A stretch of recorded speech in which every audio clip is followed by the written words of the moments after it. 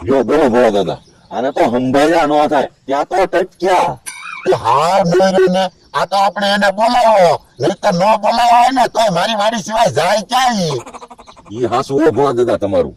હું હાસુ પાછા કયો છો વચ્ચે અને હું કહું ભોળા દાદા આ શું છે વળી ત્યાં લાલ પીળો ને આ બધું સગા મગા કર્યું એન્ટ્રો કર્યો હું ભોળા દાદા એ તો આ બધી તૈયારી છે શાની શેની હું પ્રોગ્રામ ની.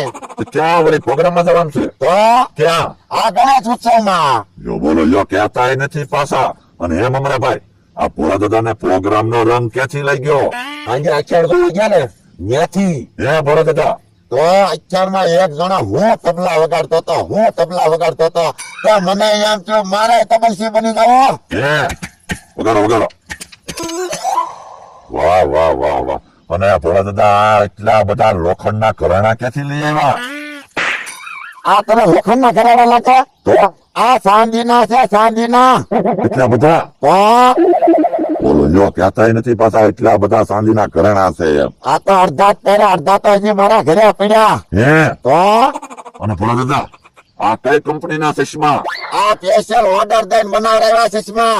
હે તો એટલે મેં કીધું આવા ચશ્મા હોય નહીં ને આ નવીન કેમ એમ બાકી જગા મને પીડું આ તમે આ બંડી ચશ્મા ઘરેણા આ બંડી છે ને મારા દાદાની છે.